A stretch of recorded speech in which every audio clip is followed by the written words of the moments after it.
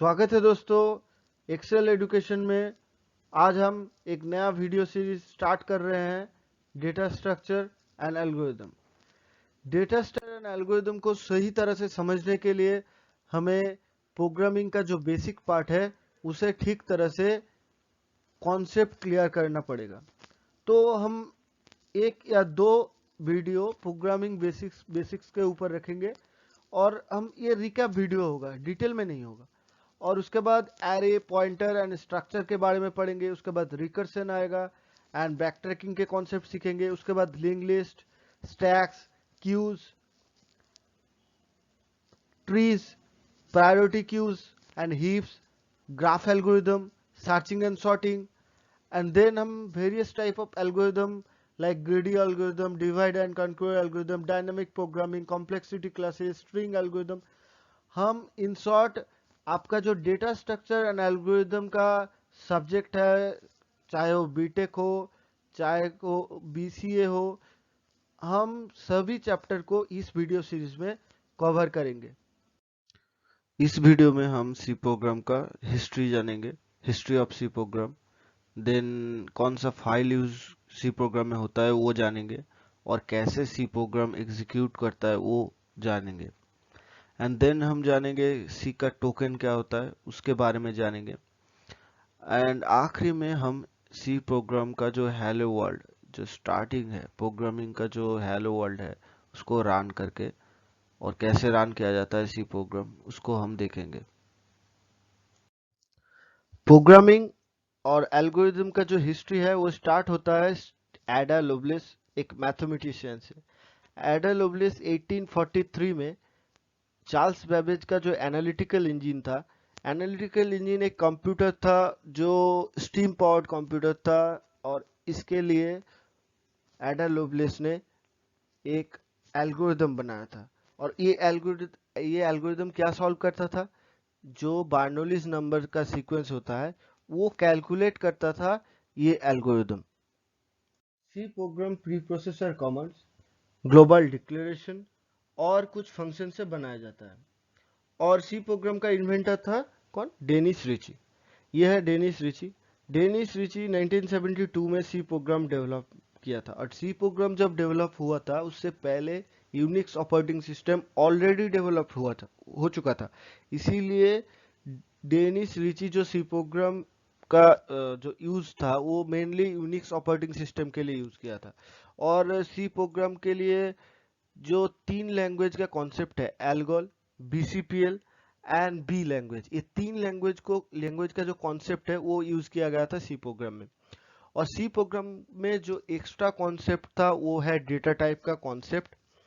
और बीसीपीएल मतलब, यहाँ पे बीसीपीएल मतलब बेसिक कॉम्बाइंड प्रोग्रामिंग लैंग्वेज, ये यूज किया था। और एल्गोल, एल्गोल एक लैंग्वेज था जो कि यूरोप में ज्यादातर यूज किया जाता था।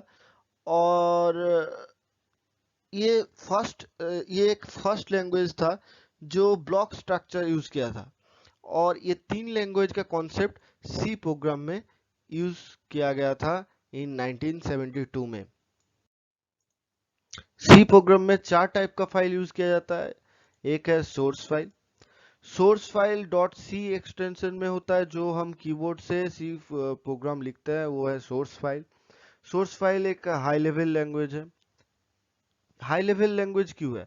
क्योंकि कंप्यूटर के लिए वो हाई लेवल लैंग्वेज है। कंप्यूटर वो इंग्लिश लैंग्वेज नहीं समझता, इसीलिए सोर्स फाइल को हाई लेवल लैंग्वेज कहते हैं। और नेक्स्ट है हेडर फाइल। सपोज हमको एक बड़ा प्रोग्राम लिखने की जरूरत पड़ रहा है, तो वो बड़ा प्रोग्राम में ऐसा सिचुएशन आएगा कि सेम कोड को हमको बार बार लिखने की जरूरत पड़ रहा है। तब हम क्या करेंगे? सेम कोड को हम कॉपी करेंगे फिर पेस्ट करेंगे, ये बहुत ही टाइम कंज्यूमिंग है। और इसी प्रॉब्लम को सॉल्व कौन करता है? Header file. Header file dot h extension में रहता है। नेक्स्ट जो है ऑब्जेक्ट फाइल। ऑब्जेक्ट फाइल कहाँ से बनता है? ये जो सोर्स फाइल है, इस सोर्स फाइल को प्रोसेस करता है कंपाइलर, और एक कॉम्पैक्ट बाइनरी कोड जनरेट करता है फंक्शन डेफिनेशन का, उसको हम ऑब्जेक्ट फाइल कहते हैं। और नेक्स्ट जो है वो है एग्जीक्यूटेबल फाइल। जो लिंकर है लिंकर ऑब्जेक्ट फाइल को एक लिंकर ऑब्जेक्ट फाइल को यूज करता है और इससे एग्जीक्यूटेबल फाइल और डॉट .exe फाइल में कन्वर्ट करता है। और लिंकर ये ऑब्जेक्ट फाइल जो है उसको कंबाइन करके डॉट .exe और एग्जीक्यूटेबल फाइल में कन्वर्ट करता है। और ये है 4 टाइप का सी का, जो सी में जो फाइल यूज होता है वो है ये 4 टाइप का फाइल। सी प्रोग्राम जब हम लिखते हैं उसको हम डॉट सी एक्सटेंशन में सेव करते हैं। डॉट सी एक्सटेंशन में क्यों सेव करते हैं? क्योंकि कंपाइलर को पता नहीं है कि कंपाइलर को पता चलता है कि ये एक सी प्रोग्राम है जब हम डॉट सी एक्सटेंशन में सेव करते हैं। तो उसके बाद उसको प्री प्रोसेसर में भेजा जाता है। प्री प्रोसेसर क्या करता है, उसमें जो कमेंट रहता है उसको डिलीट करता है और जो उसमें हम हेडर फाइल देते हैं like hash include stdio.h standard input output जो हेडर फाइल हम ऐड करते हैं उस हेडर फाइल को इसमें इंक्लूड करता है और इस हाई लेवल लैंग्वेज को प्योर हाई लेवल लैंग्वेज में कन्वर्ट करता है। उसमें वो जो हैश इंक्लूड करके जो लिखा जाता है उसको रिमूव करके वो जो लाइब्रेरी फाइल है उसको उसको ऐड करता है। और उसके बाद ये जो एक्सपांड सोर्स कोड है उसको कंपाइलर में भेजा जाता है और कंपाइलर इसमें एरर चेक करता है। अगर एरर हुआ तो प्रोसेस यहाँ पे रुक जाता है, अगर एरर नहीं मिलता है तो उसको असेंबली कोड में कन्वर्ट किया जाता है। और ये जो असेंबली कोड है इसको फिर असेंबलर में भेजा जाता है और असेंबलर क्या करता है, ये असेंबलर इसको ऑब्जेक्ट कोड में कन्वर्ट करता है जिसका एक्सटेंशन है .o और इस ऑब्जेक्ट कोड को फिर लिंकर में भेजा जाता है। लिंकर का काम आता है। लिंकर क्या करता है, ये जो प्रिंट है स्कैन है इसका जो काम है इसको मतलब कंपाइलर को इसको नहीं पता है जो इसका काम क्या है। तो लिंकर क्या करता है, जो प्रिंटफ का जो सही में काम है उसका फंक्शन डेफिनेशन है उसका ऑब्जेक्ट कोड इसमें ऐड किया जाता है। लिंकर उसको ऐड करता है और उसके बाद उसको एग्जीक्यूटेबल कोड में या डॉट .exe फाइल में कन्वर्ट करता है।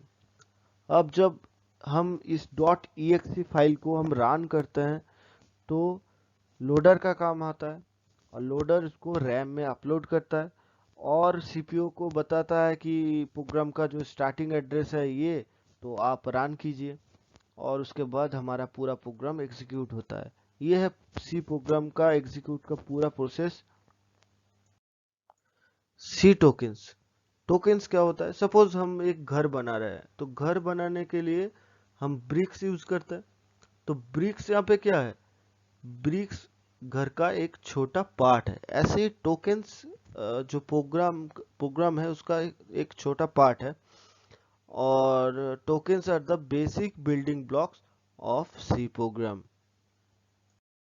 सी में जो टोकन्स है वो है keywords, variables, constant, strings, special characters and operators. इसके बारे में डिटेल हम नेक्स्ट वीडियो में डिस्कस करेंगे और हम ज़्यादा डीप बेसिक कॉन्सेप्ट में टाइम नहीं देंगे क्योंकि हमारा जो एम है इसमें डेटा स्ट्रक्चर और एल्गोरिदम उसको हम डिटेल में पढ़ेंगे। इस वीडियो सीरीज में हम कोड ब्लॉक्स का यूज़ करेंगे। तो हम गूगल में सर्च करेंगे कोड ब्लॉक्स आईडी और कोड ब्लॉक्स आईडी सर्च करने के बाद जो पहला हमारा सर्च रिजल्ट आएगा www.codeblocks.org, उसमें जाएंगे। उसमें जाने के बाद डाउनलोड्स ऑप्शन में जाएंगे। डाउनलोड्स ऑप्शन में जाने के बाद download the binary release option में जाएंगे। उसके बाद हमारे पास 3 ऑप्शन आएगा कौन सा ऑपरेटिंग सिस्टम हम यूज़ कर रहे हैं। तो विंडोज़, लिनक्स, मैक ओएस, आपका जो ऑपरेटिंग सिस्टम है वो आप सिलेक्ट कीजिए। तो मैं यहाँ पर विंडोज़ 10 यूज़ कर रहा हूँ तो मैं विंडोज़ 10 में क्लिक करता हूँ। उसके बाद आपके पास बहुत सारा ऑप्शन आएगा। इसमें से जो फर्स्ट ऑप्शन है वो सिर्फ आईडी को सजेस्ट करता है। तो हम आईडी नहीं, हमें आईडी प्लस कंपाइलर चाहिए। तो हम फोर्थ ऑप्शन में जाएंगे और फोर्थ ऑप्शन में जाने के बाद हम उसका जो साइट है, दोनों साइट का ऑप्शन हमें मिलता है। एक है फॉस हब और दूसरा है सोर्स फॉर नेट। तो हम यहाँ से सोर्स फॉर नेट को सिलेक्ट करेंगे और उसके बाद 5 सेकंड का टाइम लगता है और आपका डाउनलोड स्टार्ट हो जाएगा। प्रोजेक्ट में जाएंगे, क्रिएट न्यू प्रोजेक्ट में जाने के बाद हम कंसोल एप्लीकेशन ऑप्शन में जाएंगे, उसके बाद नेक्स्ट ऑप्शन में जाएंगे। नेक्स्ट ऑप्शन में जाने के बाद हम सी और सी प्लस प्लस में सी को चूज करेंगे, उसके बाद नेक्स्ट ऑप्शन में जाएंगे। देन प्रोजेक्ट टाइटल मतलब प्रोजेक्ट का नाम देंगे, C first C program, first C program. और जो हमारा प्रोजेक्ट का फाइल नेम होगा वो होगा प्रोग्राम डॉट सी। यहाँ पे एक्सटेंशन है, जो हमारा सी का सोर्स फाइल है उसका एक्सटेंशन डॉट सी में रहता है। अब नेक्स्ट में क्लिक करेंगे, उसके बाद फिनिश्ड ऑप्शन में जाएंगे। फिनिश्ड ऑप्शन में जाने के बाद बाएं तरफ जो वर्क स्पेस होगा, वर्क स्पेस के नीचे फर्स्ट सी प्रोग्राम होगा जो हमारा प्रोजेक्ट का नाम है, उसके नीचे हमारा सोर्स फाइल रहता है। तो सोर्स फाइल के बाएं तरफ जो प्लस ऑप्शन है उसको क्लिक करेंगे, उसके बाद मेन डॉट सी में क्लिक करेंगे। तो यहाँ पे हमारा जो हेलो वर्ल्ड का प्रोग्राम है ये ऑलरेडी लिखा रहता है कोड बॉक्स में, तो हम इसको समझेंगे। यहाँ पे हैश इंक्लूड जो है ये एक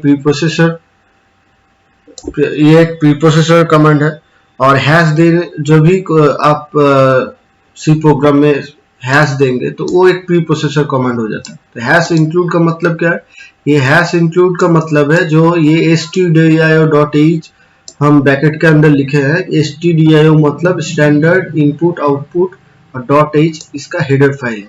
और ये header file standard input output header file को हम हमारे जो प्रोग्राम है उसमें ऐड करने के लिए बोल रहे हैं। और यहाँ पे जो इंट मेन है, इंट मेन का मतलब है मेन जो फंक्शन है, यहाँ मेन फंक्शन स्टार्टिंग पॉइंट होता है हमारा सी प्रोग्राम का।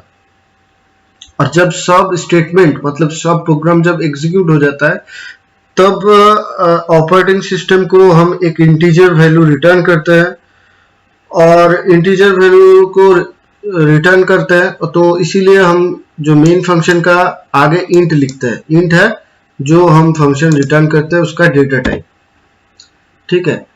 और यहाँ पे थोड़ा सा गलती हो गया, इंट में, ओके।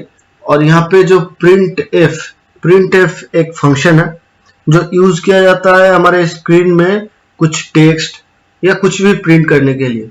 तो हम यहाँ पे प्रिंट एफ लिखते हैं और ये कोटेशन के अंदर हेलो वर्ल्ड रहता है। और ये जो रिटर्न 0 है इसका मतलब है हम ऑपरेटिंग सिस्टम को 0 रिटर्न कर रहे हैं, जो इंडिकेट करता है कि हमारे एग्जीक्यूशन के दौरान कोई भी गलती नहीं हुआ है, कुछ एरर नहीं है।